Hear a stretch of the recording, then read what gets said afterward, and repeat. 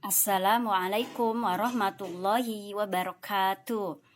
Anak-anak, setelah kalian selesai mengerjakan latihan subtema 1 paket 2 halaman 30 sampai halaman 32, marilah kita bahas bersama soal-soalnya ya. Jawaban kalian itu sesuai tidak dengan jawaban Ibu. Oke, di sini nomor 1, perhatikan denah berikut untuk menjawab soal nomor 1 sampai nomor 3. Nah, soal nomor 1 sampai nomor 3, kalian bisa memperhatikan dari denah ini ya. Masih ingat ya, denah itu adalah letak suatu tempat. Nah, nomor 1, di samping kanan rumah Nisa terdapat, nah di sini ada kata di samping kanan dan ada kata rumah Nisa. Kita tentukan rumah Nisa yang mana. Nah, kita lihat dulu. Nah, ini rumah Nisa ya. Nah, di samping kanannya. Untuk menentukan di samping kanan rumah Nisa, kalian berdiri seolah-olah ada di depan rumah Nisa ya, berdiri dan berdirinya itu menghadap ke jalan, menghadap ke sini ya.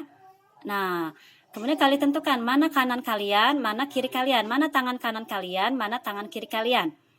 Ya, tangan kanan kalian berarti ke sini nih ya, menunjuk ke sini. Nah, berarti di samping kanan rumah Nisa terdapat warung ya, berarti jawabannya yang B. Nomor 2, di seberang warung terdapat, nah di sini ada kata di seberang. Di seberang berarti ada di depannya ya. Kita cari mana warung. Nah, ini warung. Di seberangnya, mana seberangnya? Ini ya. Terdapat apa nih? Ya, terdapat rumah Ferdi. Berarti jawabannya yang B. Soal nomor 3, rumah Ferdi terletak di antara. Nah, ini ada kata di antara nih. Kalau untuk menentukan di antara, berarti rumah Ferdi itu ada di tengah-tengah ya. Ada di tengah-tengah antara dua tempat. Nah, kita cari rumah Ferdi yang mana. Nah, ini rumah Ferdi. Rumah Ferdi terletak di antara, berarti ada di dua tempat nih. Di kanannya dan di kirinya. Oke, kita lihat ada apa aja. Ada rumah Okta dan sekolah. Berarti jawabannya yang C ya. Jadi untuk menentukan kanan, kiri, di antara, kalian harus perhatikan dulu gambarnya. Kalian berdiri seolah-olah di tempat itu dan berdirinya menghadap ke jalan ya. Kalau berdiri di sini berarti menghadap ke jalan. Ke jalannya berarti kan ke sini ya. Oke. Selanjutnya soal nomor 4, tulislah kalimat dari kata-kata acak berikut. Nah, ini ada kata masih acak ya, belum menjadi kalimat. Ada kata Dina, ibu, membantu, dan memasak. Nah, untuk membuat kalimat kita tentukan dulu mana yang ada di awal kalimat.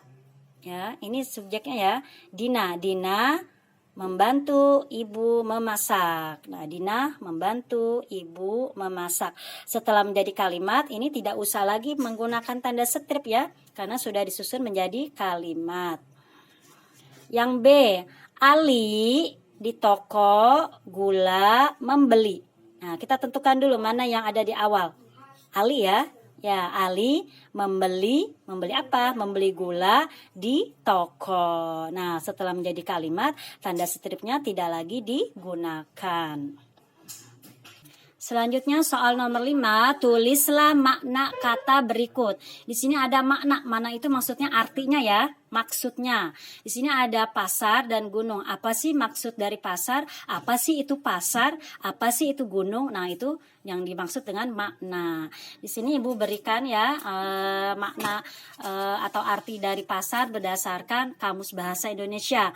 Yang A, yang pasar. Apa itu pasar? Pasar adalah tempat sekumpulan orang yang melakukan transaksi jual beli. Oke. Kemudian yang B ada kata gunung. Apa sih itu gunung? Apa sih maknanya? Apa sih artinya? Nah, gunung adalah bukit yang sangat besar dan tinggi. Nah, untuk menentukan atau mencari makna pasar dan gunung, kalian bisa menggunakan Kamus Bahasa Indonesia atau mungkin sekarang ya lebih canggih, kalian bisa langsung mencarinya di internet. Baik, selanjutnya kita masuk ke muatan matematika KD 3.5. Nomor 1, pecahan uang berikut yang nilainya Rp500 adalah yang mana? Ya, yang A, Rp500. Kalau yang B, ya ini Rp1.000. Kalau yang C, ya ini Rp200. Terus nomor 2, nilai pecahan uang berikut adalah, ini ada uang nih, satu lembar uang berapa nih? Nolnya ada 3. Berapa? Ya, Rp1.000. Mana penulisan Rp1.000? Ya, yang B, Rp 1.000,00. Kalau yang A itu Rp, ini apa nih? Rp10.000. Kalau yang C dibacanya Rp100 ya. Itu jawabannya. Selanjutnya soal nomor 3, urutan nilai uang berikut dari yang terbesar adalah, nah ingat ini dari uang yang nilainya yang terbesar ya.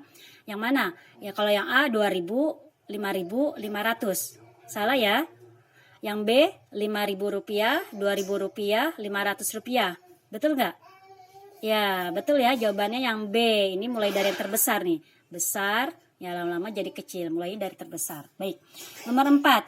Perhatikan gambar berikut. Nilai pecahan uang di atas ditulis. Nah, masih ingat ya, kalau disuruh ditulis berarti dalam bentuk angka. Kalau dalam bentuk angka berarti diawali dengan rupiahnya ya. Rupiah kalau disingkat menjadi Rp. R-nya besar, P-nya kecil. Nah, ini uang berapa nih? Nolnya ada 1, 2, 3, 4. Ada 4. Berarti Rp10.000. Cara penulisannya 10.00,00,00 ini pelengkap ya. Yang nilainya itu yang ini Rp10.000. Baik, soal nomor 5. Perhatikan gambar berikut. Nah, gambar berikut ini ada harga lem dengan harga Rp2.000, gunting Rp5.000 dan pensil Rp1.000. Pertanyaan yang A, apa barang yang paling murah? Yang paling murah berarti yang nilainya paling kecil ya. Mana? 2.000, 5.000 atau 1.000?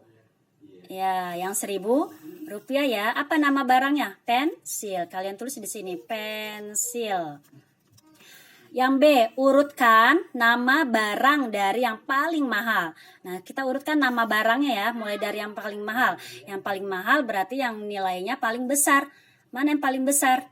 Ya, yang Rp5.000 ya. Rp5.000 ini apa nih? Gunting. Berarti yang pertama gunting. Yang kedua, mana yang paling mahal? Yang Rp2.000 ya. Apa ini yang Rp2.000? Lem. Yang terakhir adalah pensil 3 ya. Berarti jawabannya gunting, lem, dan pensil. Baik, sekarang kita masuk ke muatan SBDP KD 3.2. Nomor 1. Lagu dengan birama 3 berarti, nah di sini ada kata birama. Masih ingat apa itu birama? Ya, birama adalah jumlah ketukan dalam setiap ruas birama. Nah, di sini Ibu buatkan nih contohnya nih. Seperti ini ya, ini namanya garis birama. Nah, di dalamnya ini ada angka-angka nih. Nah, ini disebut dengan ruas birama. Kamu hitung ada berapa ya ketukannya. Kalau birama 3 itu artinya yang ya memiliki 3 ketukan nada dalam setiap ruas birama. Jawabannya yang C ya. Nomor 2, berikut variasi bunyi ketukan birama 3 yang tepat adalah, nah ketukan birama 3 berarti tiap ruas birama ada 3 ketukan. Kita perhatikan yang A, crek, dung, crek. Ya, ketukan pertama bunyinya crek, ketukan kedua bunyinya dung, ketiga crek. Nah, kalau yang B, tik, prok. Tik, prok. Nah, ketukan pertama tik, ketukan kedua prok. Nah, ini diulangi lagi, tik lagi. Ya, berarti ini ketukan pertama tik lagi, ketukan kedua prok lagi. Nah, berarti ini bukan ya, ini bukan birama 3, ini birama 2. Kalau yang tadi yang A, crek, dung, crek. Ini 3 ya, ada 3 ketukan. Nah, kalau yang C, crek, dung, crek, crek. Ketukan pertama, crek, ketukan kedua, dung, ketukan ketiga, crek, ketukan keempat, crek. Ya, berarti yang C itu ada 4 ketukan, berarti birama 4. Nah, berarti yang birama 3 adalah yang A ya, karena ada 3 ketukan, 1, 2, 3. Kalau yang ini bukan ya, ada 2 ketukan, tik, prok, diulangi lagi, tik, prok. Ya, gitu ya. Baik, nomor 3. Pada birama 3, 2, 1, nada 2 bernilai, nada 2, lihat nih, nada 2. 2 ini bukan angka 2 ya, 2 ini maksudnya simbol dari tangga nada yang kedua, yaitu re. Nah, berapa ketukan ini? Perhatikan, setelah angka 2 tidak ada tanda titik, di atas angka 2 tidak ada garis atas, berarti itu nilainya 1 ya, 1 ketuk. Kalau tidak ada titik, tidak ada garis atas, itu nilainya 1. Soal nomor 4, tulislah contoh alat musik ritmis. Nah, sebelum memberikan contoh alat musik ritmis, kita harus tahu dulu apa sih itu alat musik ritmis. Di sini Ibu jelaskan ya, alat musik ritmis adalah alat musik yang tidak memiliki nada. Ya, tidak ada do, re, mi, fa, sol, la, si, do, tidak ada tuh. Dan hanya berfungsi sebagai pengiring musik ya. Misalkan kamu menggunakan rebana, itu pada saat kamu memukul rebana dung dung dung ya, tidak ada suara dung dung dung dung dung dung dung, tidak ada do, re, mi, fa, sol, la, si, do nya ya, hanya dung dung dung gitu aja. Nah, contohnya apa saja alat musik ritmis? Contohnya rebana, drum, triangle, dan maracas ya. Beberapa alat musik ritmis ini berfungsi sebagai pengiring musik ya, dan tidak ada nada do re mi-nya pada alat musik rebana, maracas ya. Itu contoh-contohnya. Soal nomor 5, tulislah contoh nada berbirama 3. Nah, kita diminta untuk nada birama 3. Caranya gini, kalian buat garis birama. Nah, ini garis biramanya nih. Ya, kemudian ini juga Ibu buat garis birama. Nah, karena birama 3 berarti ketukannya di dalam itu harus ada 3 ketukan. Ya, mau nada apa saja? Ibu berikan contoh, Ibu nada yang ke-6 misalkan ya. Kemudian Ibu berikan lagi nada yang 2. Ya, kemudian nada yang 1. Nah, ini nada 6 bunyinya apa tuh? Do, re, mi, fa, sol, la, re, do. Nah, ini birama 3 nih, karena ada 3 ketukan. 1, 2, 3. Nah, boleh lagi contoh yang lainnya. 2 titik 1. Nah, kasih garis birama lagi. Ya, ini juga 3 nih. 1, 2, 3 ya. Begitu ya, contoh nada berbirama 3. Di dalam ruas birama ini ada 3 ketukan. Nah, itu namanya birama 3. Nah, selanjutnya kita masuk ke muatan PJOK KD 3.3. Nomor 1, perhatikan gambar berikut. Pandangan mata yang tepat adalah, nah ini pandangan matanya kemana ini? Ya, ke depan atau ke arah datangnya bola ya, bola datangnya dari depan. Yang kedua, gerakan membawa bola dengan kaki disebut membawa bola dengan kaki. Nah, ini pada permainan sepak bola. Pada permainan sepak bola kan kita tidak boleh membawa bola dengan tangan ya, harus dengan kaki. Nah, itu disebutannya apa? Ya, menggiring bola, membawa bola dengan kaki dengan jarak yang pendek-pendek, yaitu menggiring bola.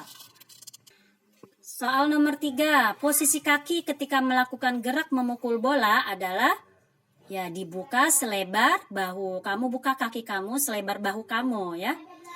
Nomor 4, tulislah 2 contoh gerak manipulatif. Masih ingat anak-anak apa itu gerak manipulatif? Ya, gerak manipulatif adalah gerak dengan menggunakan alat atau benda. Contohnya itu memukul dan menendang. Saat kamu memukul pasti ada benda yang kamu gunakan ya, pakai benda. Saat menendang pasti ada yang kamu tendang ya, misalkan bola. Nomor 5, perhatikan gambar berikut. Ya, oke. Apa saja alat yang digunakan dalam kegiatan tersebut? Apa jawabannya? Ya, dia pakai tongkat pemukul dan bola kasti. Tongkat pemukul dan bola kasti. B, apa gerakan yang dilakukan anak? Nih, apa gerakannya ini? Ya, memukul. Nah, itulah soal-soal PJOK.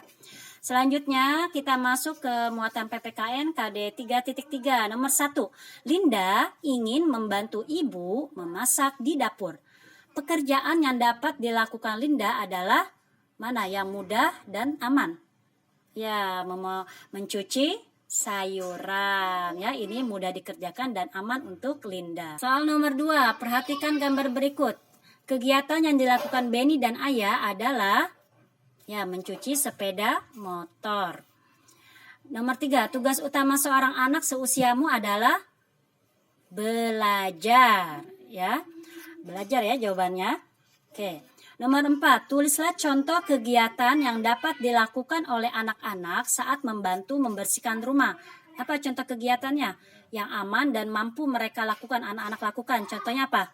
Ya, Bu Guru kasih contoh menyapu, mengelap kaca ya. Itu mudah dilakukan dan aman untuk anak.